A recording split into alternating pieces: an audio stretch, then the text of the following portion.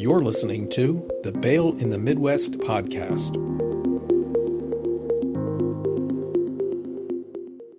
Hello and welcome to the Bail in the Midwest podcast, where we explore a variety of topics related to bail, pretrial release, and the criminal justice system in the Midwest. My name is Shane Rolf. I'm the Executive Vice President of the Kansas Bail Agents Association, and I've worked in this field for the past 35 years. Now, just this past week, Merriam-Webster announced its 2022 word of the year. That word was gaslighting. They define gaslighting as the act or practice of grossly misleading someone, especially for one's own advantage. The idea of a deliberate conspiracy to mislead has made gaslighting useful in describing lies that are part of a larger plan. But unlike lying, which tends to be between individuals, and fraud, which tends to involve organizations, gaslighting applies to both personal and political contexts. So, how does gaslighting apply to bail? In several of our past episodes, we've discussed how so-called bail reform has glaringly appeared to have directly led to an increase in crime and lawlessness. However, 3 days ago, NBC published an opinion piece titled, "Bail Reform is Working. Why are Democrats running away from it?" And that article tried to explain that, well, sure, crime was up. Bail reform couldn't possibly be the reason. My guest today should be able to give us some on-the-ground insight as to what is true and what is gaslighting on this topic. This is our very first guest with his very own Wikipedia page. Grady Judd has been a law enforcement officer for 50 years. He is currently the elected sheriff of Polk County, Florida, a position he has held for the past 18 years. He is the only sheriff in the history of Polk County to have been elected to 5 terms as sheriff.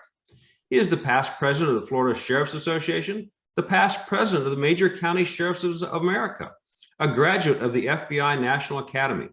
He is a commissioner of the Marjorie Stoneman Douglas High School Public Safety Commission, which was formed after the mass shooting at the school in Parkland, Florida. He was appointed by the President of the United States to the Coordinating Council on Juvenile Justice and Delinquency Prevention. And he is currently Sheriff of the Year for the MCSA. Sheriff Judd, welcome to the podcast. It's certainly my honor to be with you today and to discuss this topic. Thanks, Sheriff. Is there anything that you would like to add to that somewhat shortened version of what is clearly a very impressive resume? No, I think that pretty well covers it. I did have the opportunity to teach 23 years in the undergraduate program at the University of South Florida and also Florida Southern College. So I've had one foot in the academic world while one foot in what I call the real operational world. So I've seen these issues from 2 perspectives, from an operational reality, and then from an academic best practice, the way we'd love the world to be, but it's really not. So I bring, I think, a broad sense of this conversation to common sense. And that's what we're going to talk about, common sense response today. I do kind of shudder sometimes when I hear the phrase best practices, because oftentimes it means somebody who doesn't know what they're doing trying to overlay their opinion onto your particular situation. That is absolutely correct, depending on who is in charge of best practices. Exactly. Now let's touch on a couple of points the NBC article makes that certainly look like gaslighting to me. Quote this here, quote, "Bail reform has been a win for fiscal responsibility, saving taxpayers millions of dollars by avoiding the cost of unnecessary mass detention." Now, I've always viewed this cost-saving argument rather dubiously. It's almost exclusively done in one of 2 ways. Either they treat jails like hotel rates and assume that an empty jail cell doesn't cost anything, or they don't really mention that reducing these jail costs really means firing the staff at these jails and eliminating law enforcement. So as someone who is responsible for jail budgets, how does bail reform actually save the taxpayers millions of dollars?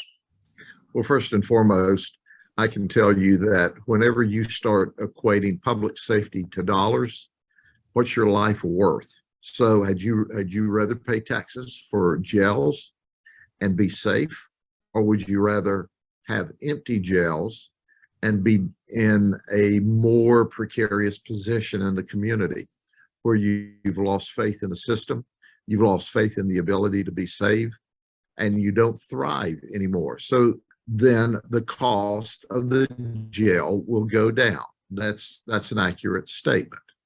So if you totally empty all the prisons out and close them down, then you will save that money. But what you don't measure with that is how much crime and how many victims are there when the people in jail aren't in jail, stealing your property, shooting you, murdering, and selling drugs, which addicts people and sends more people to their death from overdose and more people to the hospital at a greater cost. So there has to be a balance in our system. You have to have a robust criminal justice system if you're going to be safe and feel safe. When you let people out of prison, people in the community don't feel safe. We have data that tells us about 68% of the people that leave jail for whatever reason, because they're not required to post a bail or they complete a sentence, about 68% of them will re-offend within 3 years. So think about that. The overall arch or nexus to this, the big arch is when we let criminals out of jail, we don't hold them accountable, we don't make them responsible, then they think they're free to commit more crime because, heck, there's nothing to this. There's no accountability. There's no responsibility. We had what we didn't call it bail reform. We had overcrowding here in the 80s. And we had a Dakin order that said for every person you put in the jail, you've got to let one out.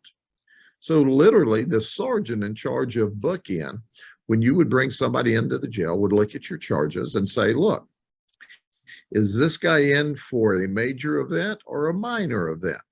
So if you brought someone in for robbery, he would have to scour through the people that were in jail and see which one was in for something not as violent or not as dangerous as the robbery and let them out of jail in order to put another one in jail. So at the end of the day, what happens? When you let those people out, does the government staff you to go chase the people that don't show up when you let them out of jail without posting a bail? No. Do the people show up voluntarily for court? The overwhelming majority do not. So at the end of the day, what's happening if you don't have a bail system is the government should chase you, but usually doesn't. And you just meander through the community, continuing to commit crime. When if you use private enterprise, i.e. bail agents and bail companies, then if the folks don't show up, then the private enterprise, the bail folks, go bring them to you to ensure that you can ensure that they're at the appropriate court hearings.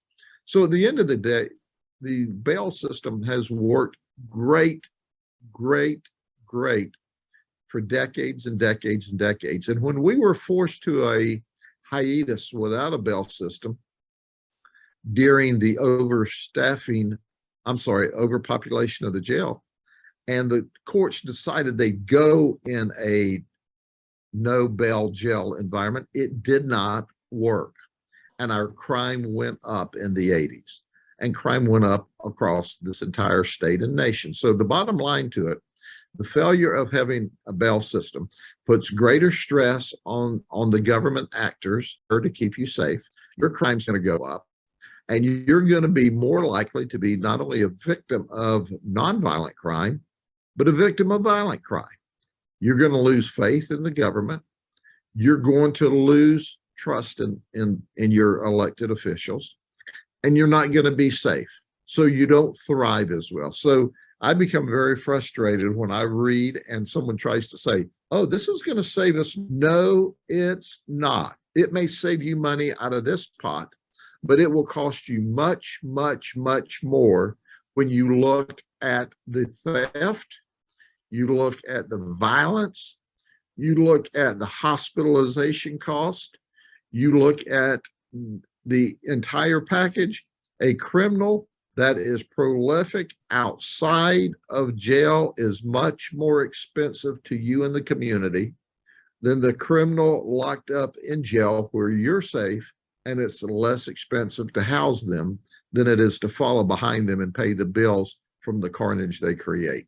No, I agree. And one of the pillars of any organized society is the ability to enforce the laws that that society sets forth for how you function within that society. And if you don't have law enforcement to back that up, then those laws basically are meaningless. And if there's no consequences to you violating those laws, i.e., maybe we'll pick you up, maybe we'll put you on this revolving door right back out to jail, then those consequences are meaningless. Another gaslighting thing that was in that article was the statement that bail reform has also proved that you can maximize freedom while not endangering public safety. Now, I think that's probably ridiculous. They claim that New York City has remained secure, even though the headlines would make you think otherwise. The Big Apple is one of the safest cities in the United States. And while it may be true that New York still is one of the safest cities, it's not as safe as it used to be. From your perspective, how does this revolving door catch and release approach to pretrial release, how does that impact crime rates? And I know you sort of touched on that earlier, but maybe just talk about what happens when somebody just cycles to the jail with not even a speed bump, basically, of interrupting their criminal behavior. Sure. First and foremost, that's fiction. Now, I'm not denying that per capita, maybe they're safer in New York than they are in San Francisco or Los Angeles. But are you comparing the cream of the crop or the cream of the crap?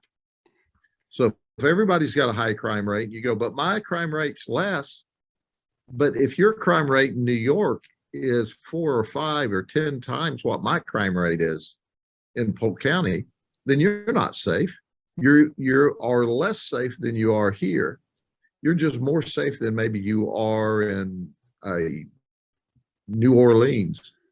But at the end of the day, crime does not go down, and you are not safer when you don't hold people accountable and you don't keep them locked up in jail. I have yet to see someone that is locked up in jail commit a burglary in a community. I have yet to see someone locked up in jail robbing somebody at gunpoint. So the bottom line is that crime goes up when people aren't incarcerated and people are put at risk. It doesn't work. It didn't work in the 80s when we tried it. I suggest to you that if you look back in sometimes in the 40s, 50s, or 60s, they probably had this wild notion then, and it didn't work then. Look, if it worked, I'd be all for it. If letting people out of jail caused crime to go down, I'd be the biggest cheerleader. But that's just not true. And anybody that tells you any different is just flat lying to you.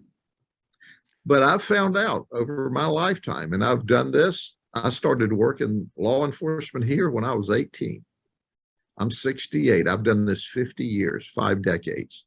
I have found when someone will lie to you long enough and loud enough with enough enthusiasm without any contrary data, that all of a sudden that becomes fact or accurate fact or truth. Well, it's not the truth. Just because they say it doesn't mean it's true. You're at risk when you're not keeping folks locked up in jail or releasing them under the supervision of a bail agent who has the responsibility to get them back to court on court day. Folks come to court when all of a sudden mama's put her house up to secure the bail. If they love their mama, they show up for court. If you release them without posting a bail, they don't show up for court. Their mama's house is not at risk. Right. There's no incentive. There's no accountability. None. One of the things we might be able to talk about a little bit is sort of the role of the progressive prosecutor in this whole scenario. Andrew Warren, I don't know if you want to get too much into this, but is a so-called progressive prosecutor, is in the county right next door to yours.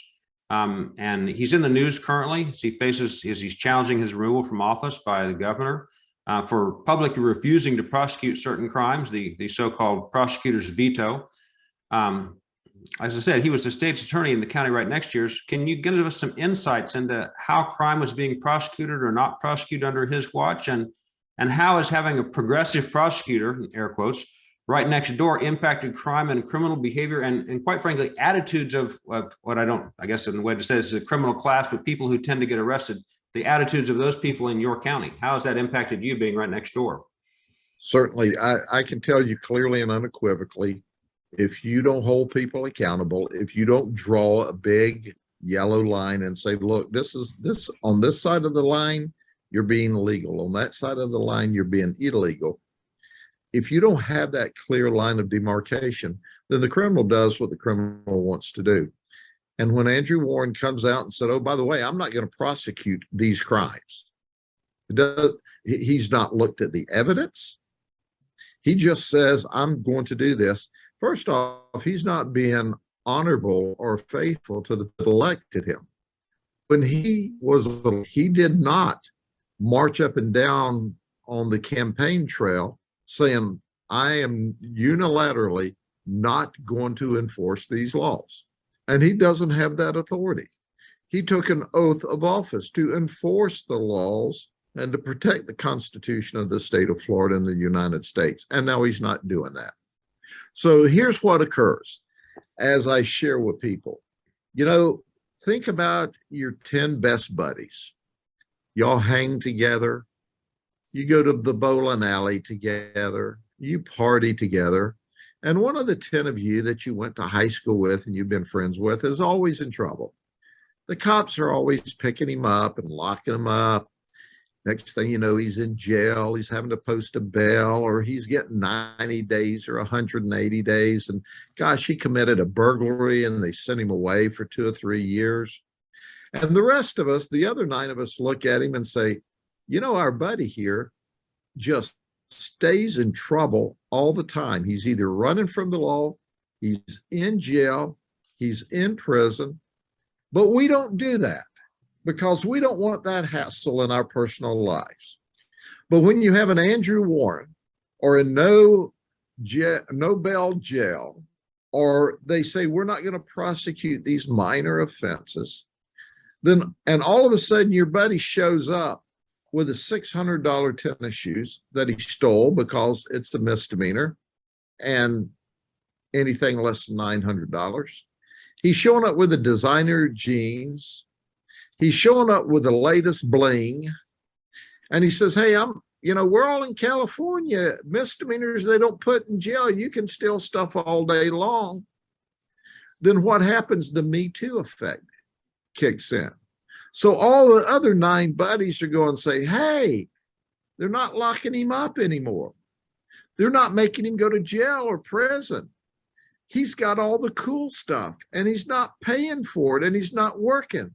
So the Me Too effect kicks in and all the others do the same thing.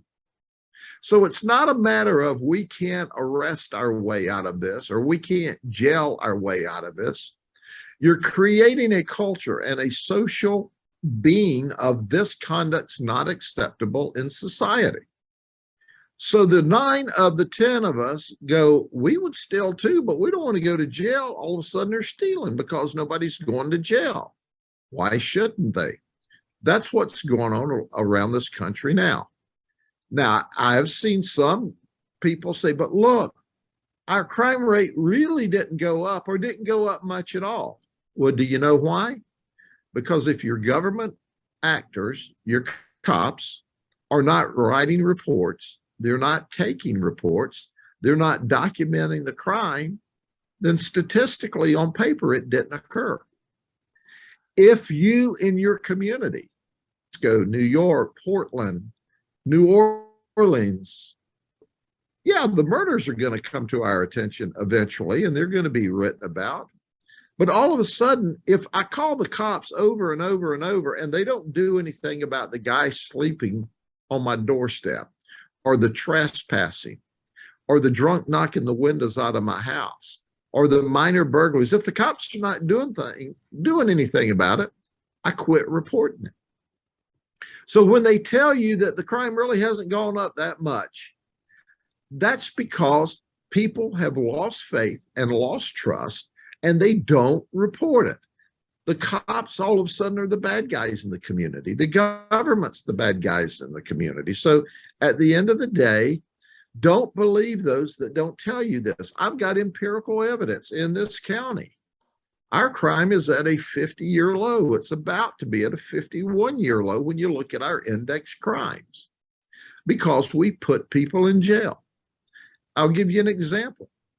Last week, 2 weeks ago, I guess it was the week before Thanksgiving, we had a guy go in a local convenience store and he got him a $2.19 drink. And he started out of the store and the lady said, "Sir, you've got to pay for your drink." And he said, "Okay." And he kept walking out and she called him at the door and said, "Sir, it's $2.19. You need to pay for your drink." And he goes, "Okay." And he opened the door and he walked out. She said, "Sir, you have stolen the drink. You've got to pay for this drink." He says, "Not today." And he got in his car. She got his tag number. She called the sheriff's office. We caught the guy down the road. There was the drink. We told him, "Sir, step out of the car." He said, "What for?" We said, "Well, we're taking you to jail." He said, "You're taking me to jail for stealing a $2.19 drink?" We said, "Yes, sir, we are." We put him in jail and we towed his car. So how much did that $2.19 drink cost him? A whole lot more than $2.19. Do you think he's going to get out of jail and go steal another $2.19 drink? No, because now he still hasn't been to court, but the system was in place to say there's accountability and responsibility. Oh, by the way, you still have to go to court for this. So at the end of the day, that's the difference. Do you think in California they would even give you a citation for stealing drinks? So my point is, in California, where they have no bail jail, misdemeanors don't go to jail, nobody's accountable. If you're thirsty, why shouldn't you go in the local convenience store and steal you a drink? The reality is, the reason you shouldn't is because it doesn't belong to you and you're a thief. We recognize that here, and that's why our crime's down. But it's, and would anybody even call about the theft of a $2.19 drink? And if you did, would the cops even send anybody or take a report? The answer to that is no in those areas. Well, in those areas, and I think it's typical of sort of the attitude that you get from a progressive prosecutor or these types of areas, is that they seem to have lost the idea, and this is the idea that you're discussing. In large measure, the criminal justice system itself is about creating deterrence to bad action. While a sentence against one person or an arrest for something small might seem harsh, might seem excessive, if it prevents 5 or 10 additional crimes, has it had the intended effect? I mean, even you just look at somebody being pulled over for speeding on the side of the road. Suddenly, the entire road slows down when they see those flashing lights going. There's a deterrent effect of aggressive enforcement to where then you don't have to be as aggressive about the enforcement because they know the consequences are there. And so when Andrew Warren doesn't prosecute people there, they think you can come here and do the same thing. Or we have a prosecutor that's much like Andrew Warren in Orlando in Orange County. And we every night are arresting people and chasing people from Orlando because they come here and think they can act here like they act there. We had 4 juveniles in a car come cross over onto the I-4 corridor into our county one night in a stolen vehicle, and we chased that vehicle. We chased that vehicle and it ran from us, and we boxed it up, and it crashed into the woods on the side of the road, on a feeder road to the interstate. They ran. We got canine there. We got them in a stolen vehicle. We got canine there, and we arrested 2. 2 of them continued to run, and they were apprehended by the canine. They were juveniles, 16, 17, 15.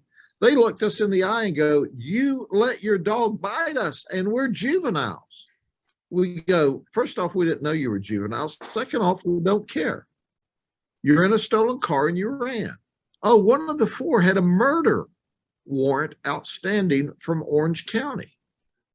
And they were shocked that we chased them, shocked that we boxed them up and ran them off into the woods, shocked that we put the canine on them, because that doesn't happen, because the prosecutor continues to let them out and not charge them with minor offenses. Well, the bottom line is you don't have the right to steal cars. You don't have the right to murder people. You don't have the right to flee. And, oh, by the way, did I tell you about the stolen guns that were in the car, with the exception of one of the guys had a stolen gun on him as a juvenile? Very dangerous people, but they were used to not being held accountable. Now, I can tell you, Florida's pretty tough overall. Tampa wants to be liberal with their not holding people accountable. The governor removed Andrew Warren for not enforcing the law. In Orlando, we have a much similar effect with people not being held accountable by the prosecutor over there. But at the end of the day, their crime rate per capita is higher, and the majority of those folks don't come over here.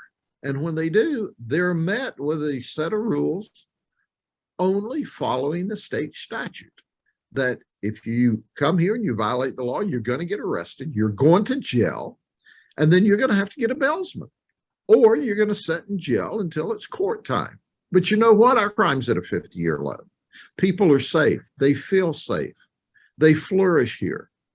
I just had a meeting at lunch with about 50, 75 African-American ministers and lay ministers. And the response was, Sheriff, thank you. We're safe and we feel safe in our communities. And they volunteer in the jails. We make a positive difference in people's lives. We help people. This is not all being tough on the bad guys. This is encouraging the community to come together and work together. And that's what happens here. And that's what needs to happen there. But people don't have to live in the fear of being victimized every time they walk out their door in a lot of this country. And if you live that way in the community you're in, it's directly responsive to the people you elect to public office that make those decisions. They talk a silver-tongued, slick words to you, and then they get in office and do like Warren did and said, I'm not going to prosecute these people. You don't get to do that in our society. No, I mean, we have this system that's really quite elegant, checks and balances, but it does rely everybody in their particular roles doing the job that they're supposed to do. If you as a prosecutor don't want to prosecute a crime, your goal is to go to the legislature and say, hey, we really don't need to prosecute these. Legislature, you should remove this crime from the books, and the governor should sign off repealing that particular law. You shouldn't be able to as a prosecutor, and we've seen this happen from actually Barack Obama and Kamala Harris as well in California, to use that prosecutor's veto and just say, well, we're not enforcing this particular law because we don't like this law. I mean, there is a process we go through that's supposed to establish what the laws are and how they're enforced. No, that's exactly correct. I did touch earlier on your appointment to the Juvenile Justice Council, and it sort of gets towards bail, but what are some of the top things that work that you've learned from that council and that role to redirect juvenile defenders back onto the right path? Things like parental involvement are very important. My wife works in a school, and often the level of parental involvement relates directly to school success. But what are some of the other things in the juvenile justice area that can help at-risk youth or juvenile offenders get back on track? It's interesting that you said that, because I was appointed by President Trump in the last 2 weeks of his presidency, but the appointment never came through. It's amazing. Apparently, when the new president came in, the paperwork was lost, and then they appointed someone else. But that's okay. I'm a big guy, but I can tell you that we have diversion programs here for juveniles. We evaluate each of the juveniles on their own merit. We know statistically that 75% of the juveniles that come in contact with law enforcement or the criminal justice system, 75% of them won't reoffend. They're one and done. We divert them. We make sure that they have counseling. We make sure we look into their home situation, and we dig deep. We believe in second chances and third chances. In fact, I got into a big fuss with the state of Florida when they wanted to go to pre-arrest diversion on juveniles, because they called it, I can't think of the term they use now, but it was only for misdemeanors. Civil citation. Oh, we're going to give civil citations. I wouldn't participate in the program because it was only for misdemeanors. We even allowed minor, and I put that in quotes because I don't think there's a minor felony, but say someone broke into an empty house and stole something. No one's life was at risk. It was an abandoned house. We would let that kid go into what we call our juvenile pre-arrest program in this county. So I resisted the civil citation, but we have teen court and we have systems and processes that we put people in. So that's not the problem because those kids are one and done. The problem is, and we are getting better. We weren't getting better for a while. At least we have the attention. The state of Florida, the criminal justice system for the state of Florida, Department of Juvenile Justice, couldn't tell the difference between a childish act that was a crime and a juvenile that was a prolific criminal offender. We can tell the difference. They couldn't. So at the end of the day, some of these kids were being given too much leniency, and it was back to there's no bright yellow line. So at the end of the day, here's what we say. We believe in pre-arrest diversion for juveniles. We believe in post-arrest diversion for some juveniles. But there's got to be meaningful counseling or accountability or reconstruction of their life through different programs and or medicines. If you don't do that, then you've got to have a program to put them in or a place to house them so that you get their attention. And we need to do that so that we stop them from being adult offenders. I think our pre-arrest diversion program is good here, but the deputies decide that based upon the crime and based upon guidelines we provide and based upon parental attitude.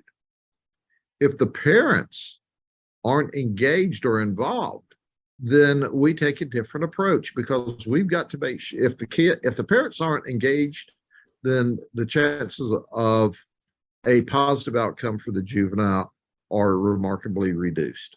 So at the end of the day, we work hard to differentiate between childish acts that are criminal and prolific criminal conduct by those that are juveniles. Well, and so it's the parental involvement that I was sort of looking at because, it's one of the things that also translates over to the adult stage. I mean, crime is typically a young man's game. I mean, people do tend to ultimately grow out of it, but you tend to get in trouble more when you're younger and you're male. But some of those same factors like parental involvement, does requiring a bail to be posted necessitate the involvement of family or friends, basically someone's social support network? And how does this sort of involvement limit additional criminal activity at the adult stage of criminal prosecution? Well, now we're back to adult prosecution because obviously in Florida there's no bail for juveniles. Right. They're either detained or they're sent home with ankle monitors or in the custody of their parents. But I believe that friends and family are involved because traditionally when you're locked up in jail, that's who you call, friends or family, and they post your bail. And then you have a responsibility to them. I love to talk about mamas. Believe it or not, most people love their mama. Most people that are criminals love their mama. And I love the fact that mamas, no matter how aggravating you are, and no matter how much crime you commit, mamas always run to you. And I'm grateful for mamas. The majority of the time, if mama has to put up the bail or leverage your house or her car, the son pays attention majority of the time. And at the end of the day, when he shows up for court and the bail bondsman is paid their percentage, because bail bonds is an insurance. It's just an insurance guarantee that you'll show up. It works out well. But if the family's not involved, if friends are not involved, or if you don't have any skin in the game by having to put up your own bail, then what accountability and responsibility is there? And who's there to make sure that you receive the support to do what you're supposed to do? So yes, it's very important. Well, one of the things that I listened to, some college professor who actually seemed to be, not to the far left on this particular issue, was talking about how lowering the transactional cost of committing crimes, and then he was simply referring to zero bail situations, actually caused an increase in crime. And so I guess one of the questions when you're dealing with bail is how does requiring defendants to give assurance that they will come back to court, just because most defendants will get out. I mean, whether you're getting out on a bail or whether you're getting out without bail, there's a large percentage of those defendants are going to get out pre-trial. So how does requiring them to post a bond versus simply letting them go, how does that lower crime going forward versus simply churning them back out to address court down the road? Well, because if they get in trouble again in the state of Florida, there's this thing called Parker v. State. So if they bond out and then they go out and commit other crime, you can put them back in jail. The bail bondsman goes off bond, and the courts won't allow them back out until they show up at court. And here's the attitude. The attitude is, hey, we've allowed you to post bond or do a bail. And so you could go back to work or you could go back to your normal life. But if your normal life is committing crime, then it's obvious to us while you're out, you're going to commit crime. So when the law enforcement agency arrests you again and they request what we call a Parker v. State, then we're not going to let you back out of jail because you're still committing crime. And it works beautifully that way. Also, that if you're out on bond and the bail bondsmen are very good at finding people that don't show up for court, they bond people who show a proclivity to come back to court, and they get enough data so that they can find them. So the bondsman is the assurance to the court, but the bondsman is also the support infrastructure for the person to come back to court. So, and it works well. Our bondsmen are not enemies, they're our friends.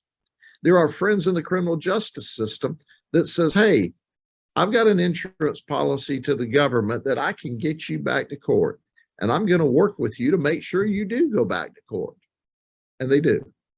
Let's kind of talk about the politics of this particular issue as it's coming up. You're an elected official, so I'm sure you've got your ear to the ground as far as political stuff. The red wave that didn't quite materialize like we thought it was, and I think there's lots of reasons for that. I know that in my area, the governor was reelected and she's a Democrat, even though all the other statewide races, stayed Republican. And I think that largely had an impact here was related to the abortion case, because there was an abortion amendment that was on the primary docket that got everybody all worked up after the Dobbs hearing. The midterm results are still being digested. And as I noted on this article before, the bail reformers are trying to claim that crime really wasn't an issue after all. And I don't think that's actually true. Specifically in areas where bail reform was really a central issue, specifically upstate New York and Central California, Republicans with an anti-crime message did very well. And more importantly, those are areas where bail reforms had already been very publicly implemented and poor results were obviously visible. Some of these other areas where the bail reform is more on the sly, basically, we're just going to kind of let people go. We haven't done anything official, but because of COVID, I mean, I know my jail's population dropped 50% after COVID. It's back up to the levels that it was before because they're starting to figure out, hey, that doesn't work, but they're still churning people over to a certain extent right now. It's still early, but are we likely to see more of what I would call pro-crime policies on the horizon, or will the Democrats continue to walk away from bail reform pro-crime and anti-police agenda that they've been selling before? Are they going to back away from that because it didn't work as well as they thought? Or are they going to say, yeah, we scraped by the skin of our teeth and we can keep going down this road? First and foremost, I want to point out there was a red wave in Florida. That's true. Very much true. And there could have been in the rest of the states if we'd have put the right candidates up, because the average voter that's not involved in politics votes for the person that they truly believe is best for their community and state, and that's what you saw. It was either a failure on the Republicans' part for putting the wrong person up, or the Democrat in that particular community was doing a really good job, or at least convincing folks that they were doing a really good job. So crime is on the forefront of everybody's mind. You know, people want to be safe and people want to feel safe. And I think when they started this defund the police, when they started this no bail jail, when they started letting these people out, they did not believe that crime was going to continue to proliferate. They got away with that by the skin of their teeth. I think in most of the communities, they will ease away from that. They don't want to admit it, but I think most of them will. We're already seeing that.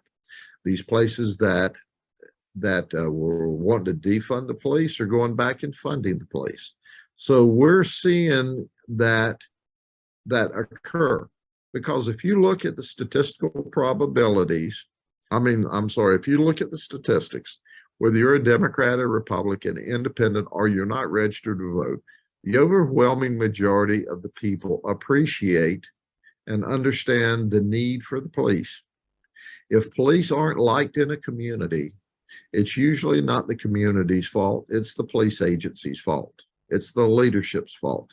My experience, and I've taught this, and I have been involved with police administration all over the United States with my colleagues. And I can tell you that people want to like the police, and if they don't, it's because the police aren't allowing them to like them. And there needs to be reform inside that police agency. But the Democrats just barely got away with that, and they did and the reason they got away with it is because the abortion issue popped up in the last 6 months before the election. Had that ruling not come out, then, because they can only vote one time, they can't vote for this person based upon the abortion issue, this person based on the criminal justice issue, this person based on the economic or the inflation issue. They only get to vote one time. Had it not been for that issue, because of the inflation, because of the crime, there would have been a red wave. And not because, and I'm not saying that there would have been a red wave because they were just that excited about the Republicans. There would have been a red wave because they're that disappointed in the Democrats at that moment in time. So, because once again, I truly believe when you get to the majority of the people in the country that are not actively hooked into politics, they truly in their mind and hearts vote for the best person. So at the end of the day, if the Democrats that embraced crime or embraced, reducing people in jail and all of that, if they got away with it, they're probably not going to go back for a second dose of it, is my guess. But here's what I've never understood. And if somebody can tell me the answer to this, I would appreciate it.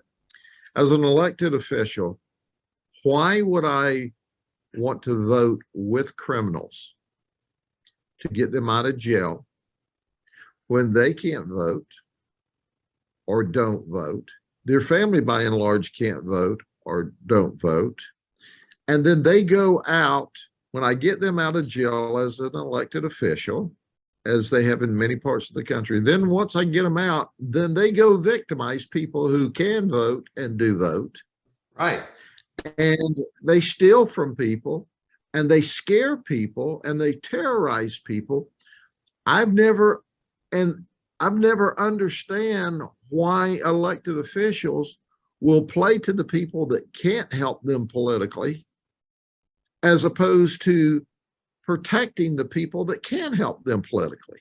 I don't understand that, because the bottom line to it is, it's not that we're not going to be fair and equitable and give opportunity to everybody. We are. The criminal justice system is not a bad thing.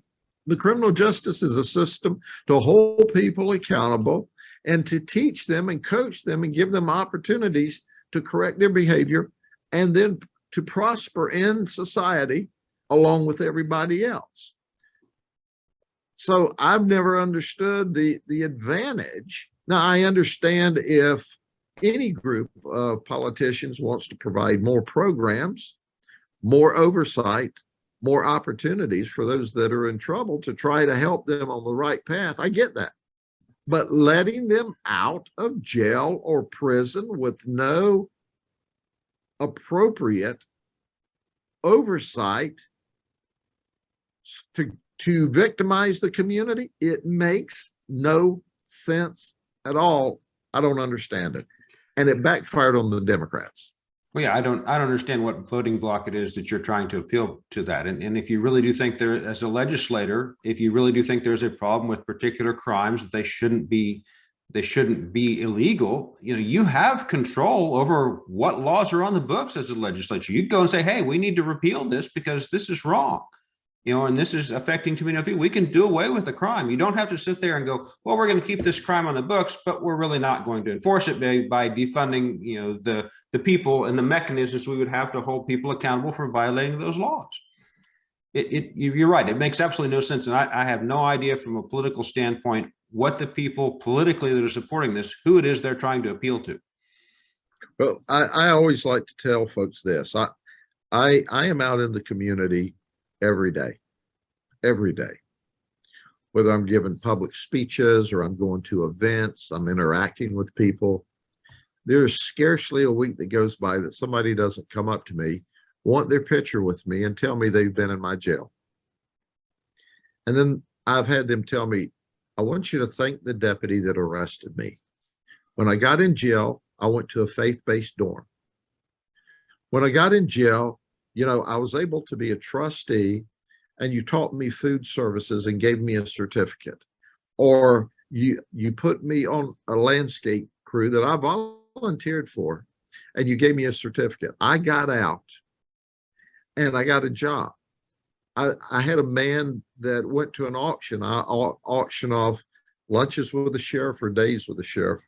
Man had been in and out of jail his entire adult life. He got out of jail. He straightened up. He went to work at a water recycling company, and he ended up being the boss. Wow. He paid $250 to come sit in the cafeteria inside the jail with me and eat another jail meal. And he'd been in and out of my jail forever. And I asked him why he did that. He said, well, when you can be in and out of this jail enough to know the detention deputies over your life, and you straighten up, and he said, I got married, I went to church, I was saved, I got a job, I had a kid, and now I want to prove to myself that I can walk into this jail, sit down with the sheriff, eat lunch, have a conversation, and get up and walk out of that jail when I want to. I have arrived in society. He said, but if y'all hadn't have put me in jail over and over, I would have been dead today. Y'all saved my life. That didn't make my day. That made my life, because the criminal justice system is there to help people and to protect the rest of the people while we're trying to help. We do lots of good things. If you don't take advantage of that while you're in jail, that's on you. No, I agree. I've actually had a handful, not as many as you, but obviously a handful of people that we've had to pick up and put back in jail because they were, out of control or not going to court or using drugs or whatever the case was. And they've called me back later on to thank me. Thank you for doing that. I wouldn't have survived if you hadn't done that. I appreciate you doing that. I'm sorry I missed court on you, but thank you for taking care of that. And I'm in a better place now. So let's sort of wrap this up with a little bit of non-bail self-help here. I'm looking at your resume and all the things you've accomplished, and I'm really struck, even just listening to you today, by how many irons you have in the fire. Clearly, you have some pretty good motivational and organizational skills. You're in charge of a very large, complex organization, and you participate in several others. What is your advice for those of us that are organizationally challenged? I know I'm just trying to finish my month in here, so I don't know if I can handle all that, but what skills do we need to become more like Sheriff Grady Judd? Well, first and foremost, I tell people, surround yourself with people that are much smarter than you are. I hire the brightest and the best. They come up through the organization. My command staff, my director of communications that's here with me today has been here almost 30 years. My chief of staff's been here 35 years. My chiefs and majors have been here 25 years. And then I coach. And when we come into this conference room and I'm the big boss, and they look me in the eye and go, boss, that's an idea, but it's really not a good idea. We do this by what I call the last shot, but my folks have autonomy to do the job. They have autonomy to do the job within the guidelines we've set forward. Okay, we all work together on strategic plans, but I have respect and the love for these people and tell them the only way you can lose your job is if you don't stop me from running off the cliff. So I give the credit to all the men and women of the sheriff's office that do a really good job. And we hire once a month, and I tell the young men and women, this is a real easy job to keep. You got to be honest, ethical, and moral all of the time. You've got to deliver customer service with a sense of urgency. You've got to talk to and treat people like you'd want your mama talked to and treated. And if you ever have to use what we call protective action, to wrestle, to fight, obviously we never want to have to shoot, but occasionally we do. You make sure that the other person made you do that.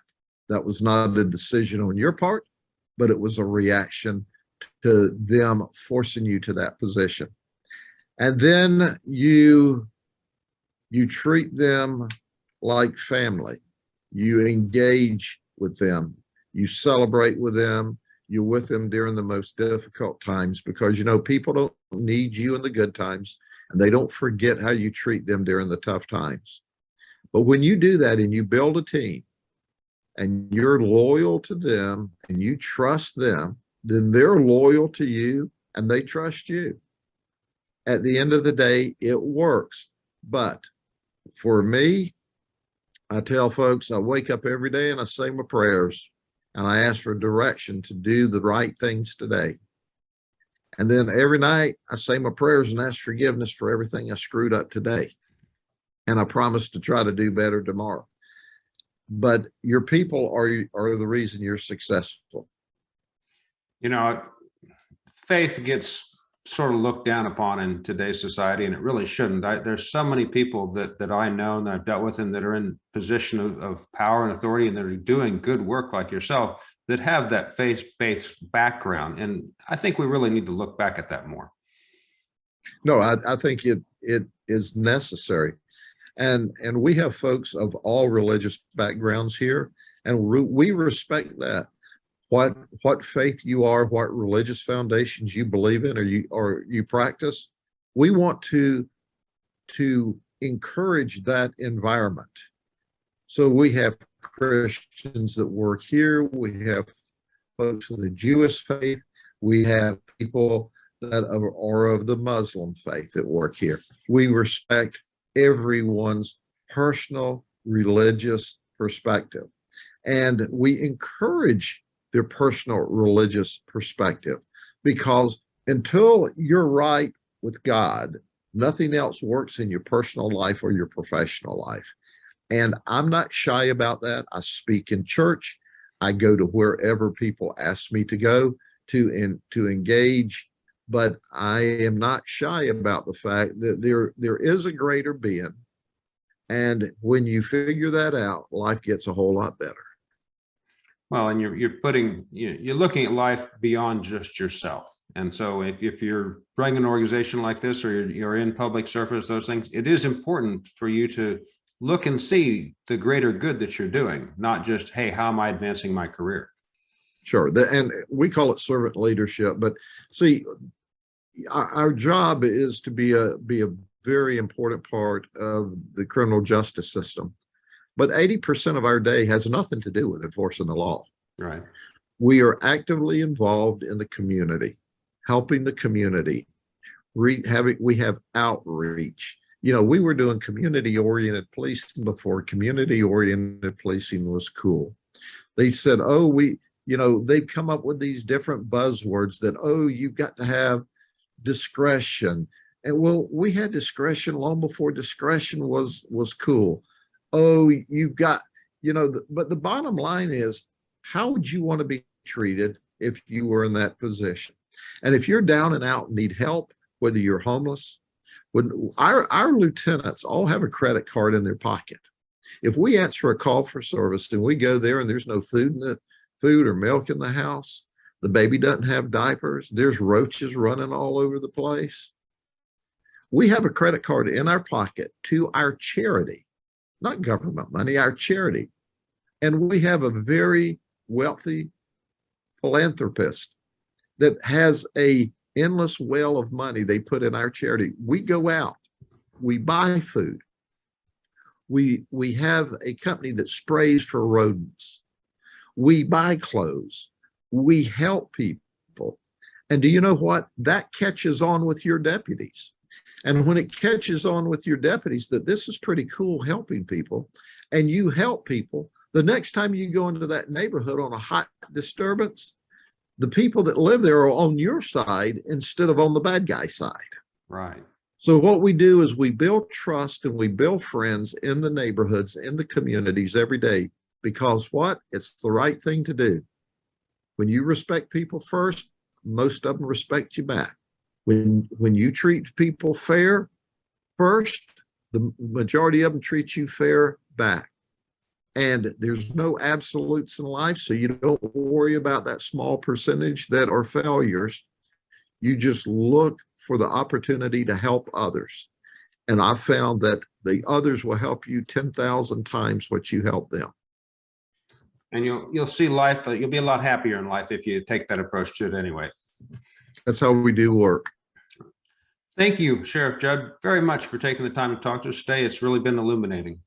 Yes, sir. Have a very Merry Christmas and happy and safe and prosperous New Year. You too. Thank you very much. Talk to you soon. All